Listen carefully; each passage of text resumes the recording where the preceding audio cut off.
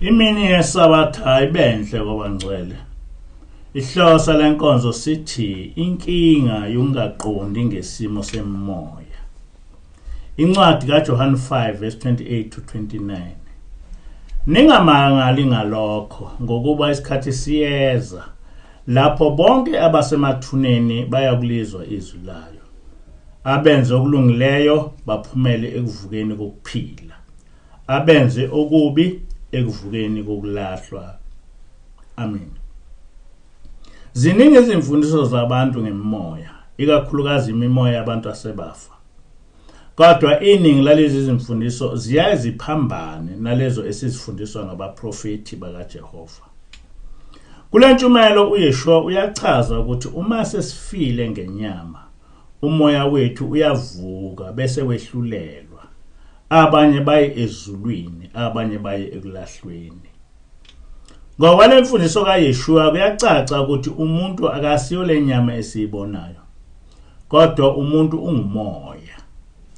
Kulesi sikhathi samanje umprofeti osicacisele ngalo lonke uhambo nempilo yomuntu ofile ngumprofeti uIzashembe. Ngemimoya lapha sichaza umoya kaNkulunkulu, umoya wezingilosi, umoya kaSathane, umoya wamadimoni kanye nomoya wabantu asebafa. Yonke imimoya iyakwazi ukuthatha noma isiphi isimo efuna ukuvela kuwe iyiso. Iqiniso ukuthi noma imizimba yethu ifa, kodwa umoya wethu awufi. Futhi isimo somoya wakho sithatha isimo somzimba wakho. Uma ufe unomlenze owodwa, noma usufile uyovela unomlenze owodwa. Uma ufe unenhliziyo embi, noma usufile iyaqhubeka leyo nhliziyo embi. Imimoya cishe ithatha izimo ezintathu. Umoya ungaba idimoni, ube yidlozi, noma ube ngumoya ongcwele. Idimoni ngumoya othi uma uza kuwe ukulethele okubi, ongaba ukugula, ukuhlupheka, noma ukudukise ngezindlela eziningi. Ngedlozi sisho umoya womuntu wakini. Lo moya ungaba lidimoni noma ube isibusiso. Kuye ngokuthi uza kuwe uyisimo esinjani. Ngokomoya ongcwele sisho umoya ovela ezulwini, noma uyisimo sengilosi noma sedlozi. Kube nemfundiso ethi kuyimfundisoze ukuthi ikhona into elidlozi. Leyo mfundiso yokuphika idlozi sayifunzwa ngabezizwe ukuze beqede konke esikholelwa kukho. Kodwa noma kunjalo, okumele sikwazi ukuthi amadimoni ayazenza amadlozi. Futhi idimoni lingaziveza kuwe liyingilosi, kanti lenzela ukuthi wamukele konke elikushoyo. Ukhokho wakho engaba lidimoni uma wafa enenhliziyo embi, ekwenzele izinto ezimbi uma wayevele ekuzonda. Ngelinye ilanga sethula iminikelo eLatini, kwangena ingilosi, yabe isithi asithathe omunye umnikelo ka20 rand siubeke eceleni. Kulo 20 rand kwaba sekukhuluma obenikela, wabalisa ecela izinto eziningi kokhokho bakhe, waze wacela nemoto. Khona lapho kulomnikelo kwabe sekukhuluma ngolaka ikhehla elidala. Lamthethisa lo mfana lithi, uma ufuna imoto awuyingane ehlathini, uyogalwa isihliphi uhambe ngaso, njengoba nathi sasenza. Ithi-ke ingilosi, bengifuna nizizwele ukuthi kwesinye isikhathi kwenzekani uma nicela koyihlo omkhulu. Noma leli khehla kungikhokho walomfana, kodwa lafa linenhliziyo embi. Kodwa njengenkosana abakubikayo kwedlula kulo, lichithe elichithayo. Konke ukuhlupheka kwalomfana kudalwa yileli khehla elingkhokho wakhe. Kodwa elafa vele lingayifuni lendlu. Isithi-ke ingilosi, ukuba lo mfana unikele wabhekisa kushembe, ubengeke amukelwe ngalolu lunya. ngoba uShembe uthunywe ezulwini ukuzoqeda izinsizi zethu. Ngelinye ilanga futhi ingilosi yakhuluma ngomthakathi obulale umndeni kwasala umfelokazi nendodana yakhe.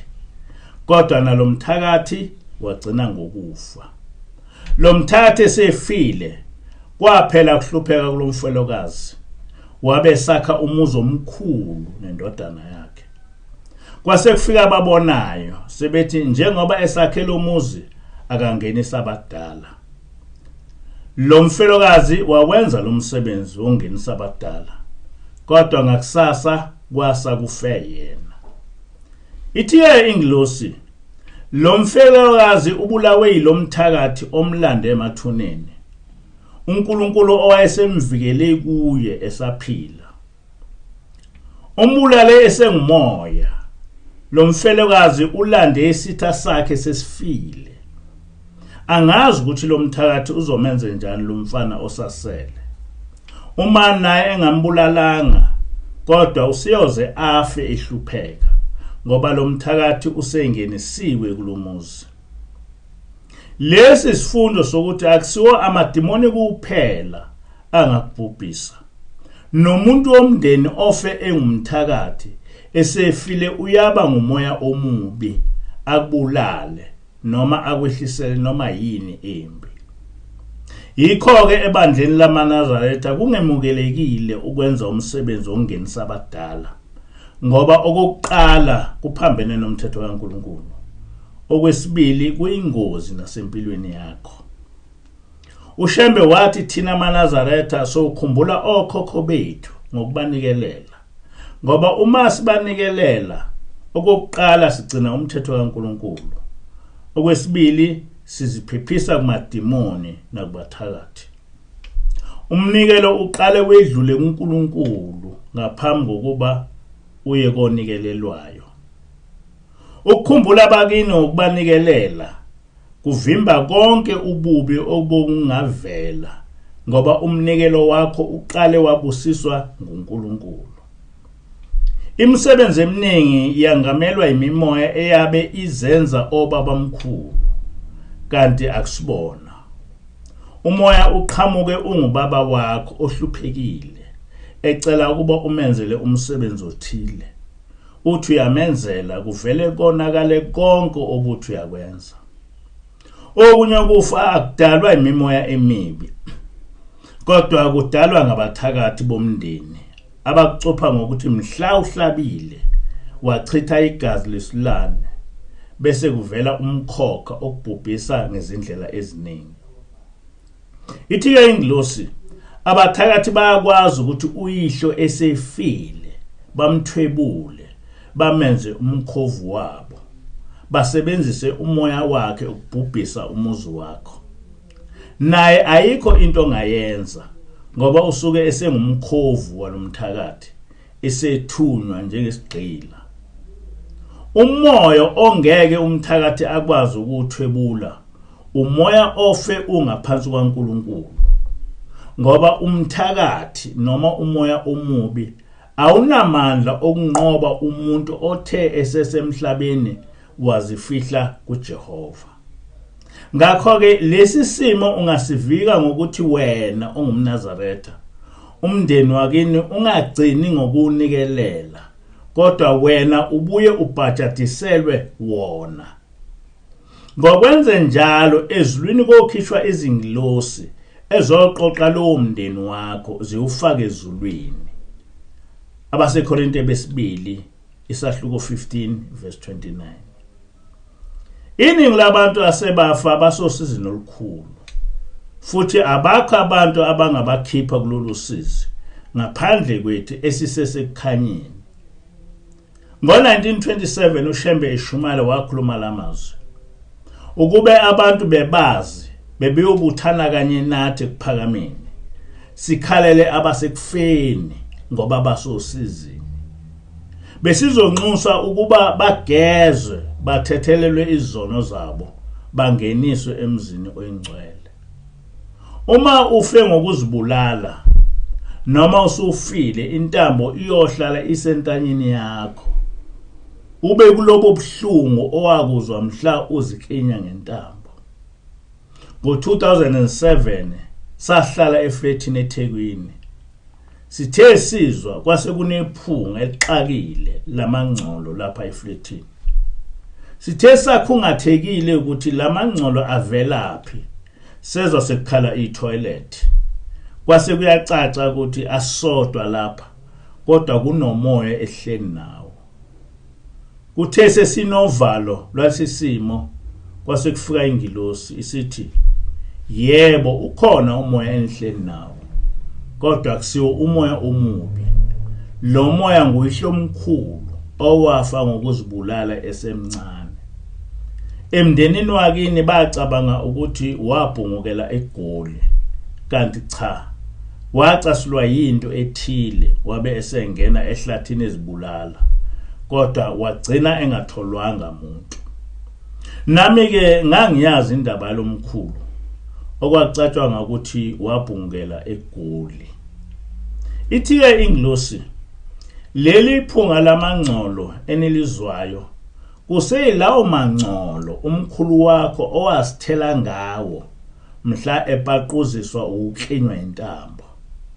Kodwa namanje leyo ntambo isahlele entanyeni yakhe, akakwazi ukusixaxa yona. Kodwa usezwile ukuthi emndenini wakhe ukhona umntwana okwazi ukukhuluma noNkulunkulu nongakwazi ukumkhulula kulesimo okusona. Ngakho ke hamba uye kumnewenu umfundisi ngoba nguye inkosana.